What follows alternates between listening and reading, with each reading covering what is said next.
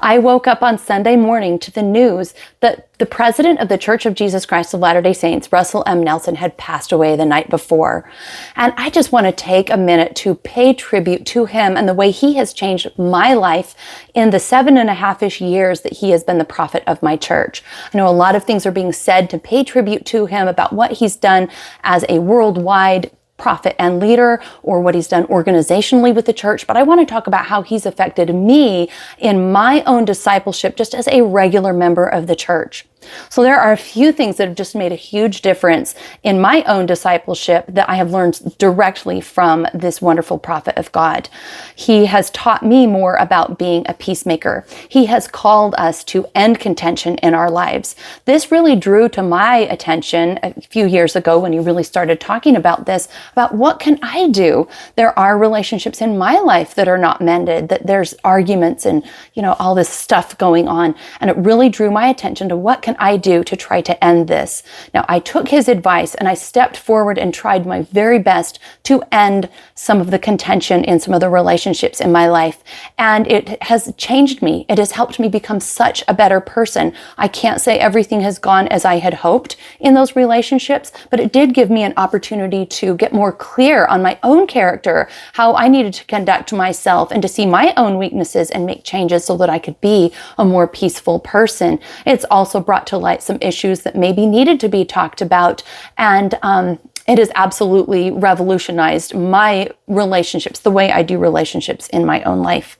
Another thing he has taught is the importance of temples, to get in the temple more regularly, to get there and ask yourself, where Jesus Christ is in the temple, to see how can the temple change me? How can I take the temple and go out and change the world? It's made me think a lot deeper about my relationship with the temple and helped me to see how it is changing me for the better and how I can use that change within me to become an agent for peace and change out there in the world. I used to just think it was something you went and did that was a good thing, but I didn't realize how transformative the whole temple experience can be and is if you really engage in that. Another thing that I learned from the prophet was the importance of speaking the correct name of the church, of talking more about Jesus Christ, using his name. That, of course, some people will still use the shorthand Mormon, and sometimes I'll do that in a title or thumbnail as well. But it's that idea that our church is the church of Jesus Christ, and we need to speak about it without fear or shame or embarrassment, or just like the fact that it is long, it is kind of clunky, but to say it, because whenever we say that name, we're saying Jesus Christ's name. And that we need to, he's also asked us to just be more aware, to speak Jesus Christ's name, to praise him or talk about him, to be more direct and open about our worship. And I love that because it's helped draw my mind to how much I love the Savior and how much he is in every moment of my day. Another thing that he has emphasized that's taught me so much is the importance of hearing him, hearing the Savior in our life, listening to the Spirit, to learn how we actually get revelation in our lives and then channeling that and speaking out with, conviction and confidence about what we're learning, and then taking action on what we feel like we've been prompted to do. He has asked us to notice, what would you do if you weren't afraid? What would you do if you had more faith? What is God really telling you to do? Listen to what he says, write it down, stop and pause in prayer and listen to the revelation you're getting. Write it down and then go act on it.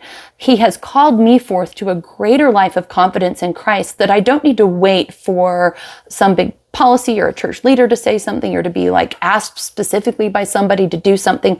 I can have confidence in Christ that if I'm receiving revelation, I can act on that and know that it's from God. Another thing he has talked a lot about is just women. Our voices are important, that we are needed in the councils of the church. We are needed to talk to our husbands and share our impressions. We are needed to go out and take action in the world and change the world by teaching and speaking. And he has been unequivocal in saying that the impressions we get are from God. They're needed, and we need to have confidence in that, in sharing and speaking about what we know and what we believe. And that has helped me as a woman to, just be more brave and more confident. He has been, again, unequivocal about the importance of women and the inspiration that they receive. I love it. It's meant a lot to me. One of the huge things that he has really drawn my attention to is the atonement of Jesus Christ too. It was a year ago that he asked us in General Conference to study Jesus Christ's atonement every day, or every week is what he said, for the rest of our lives. And I took that seriously. And because of that, I actually wrote a book that I submitted to a publisher a few days ago. And we'll see if it gets published, but about my journey of learning more about the atonement and how much it's changed me. I used to think that it's just something that Christ did in the Garden of Gethsemane and ended on the cross. I used to think that it's, important, but I didn't know how earth-shatteringly important and connected to every aspect of our lives and connected to every aspect of the past, present, and future within eternity of what we're doing, where we're going, what God is doing with us. The atonement is massive. It encompasses everything within the gospel. So I have come to learn that only because he invited us to study the atonement and to draw our attention more to that wonderful thing that the Savior has done for us. One of the other things I have learned, and just this revolutionized aspects of my worship, is how he has drawn our attention to have a home-centered gospel study. It used to be in years past that let's say the Sunday adult lesson, the gospel doctrine lesson, you're supposed to study it at home theoretically, but most of the time I didn't. The materials weren't as engaging as they are now, and I don't know, it just didn't often make the list of the priorities. But with the teachings that President Nelson has given to us, urging us to make it home-centered, like the home is church. The home is where you get your basis of gospel learning. Then you come to church and you talk about what you've learned during the week. That has really changed the way I engage, taking my own scripture study more seriously, taking my own discipleship and learning more seriously, that it's up to me to do that. And then I can just come share what I know at church. I don't have to rely on everyone just feeding me something at church. I'm like becoming a better agent in my own learning. And just, a couple of last things is he has asked us as church members, and I have to be honest, I haven't done this, but it still gives me a lot to think about. He has asked us as church members to study everything ever said about or by Jesus Christ in the scriptures, to go through that topical guide and read every word said about or by him. He said he did this a few years ago, and it absolutely changed his life. I want to do that.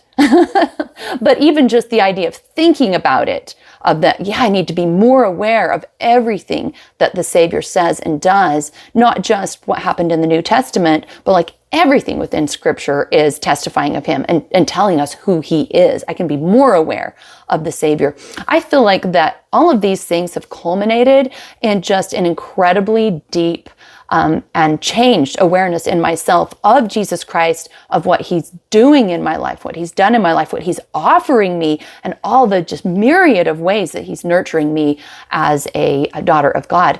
So I just want to leave that with you to share, because I think I kind of feel like I owe it to myself, to everybody, to God, to President Nelson, to say, this is what I learned from this wonderful prophet. I'm so grateful for him. I'm so grateful for prophets. I'm so grateful for God, who sees what we need as children. I'm so grateful for Jesus Christ and everything he does for me because of my increased awareness of Jesus Christ, thanks to President Nelson's teachings. So I leave that with you with the testimony of Jesus Christ, that he is here helping us all along, giving us wonderful gifts wherever we're at in our discipleship journey. He is there helping and nurturing us every step of the way. And I say this in the name of Jesus Christ. Amen.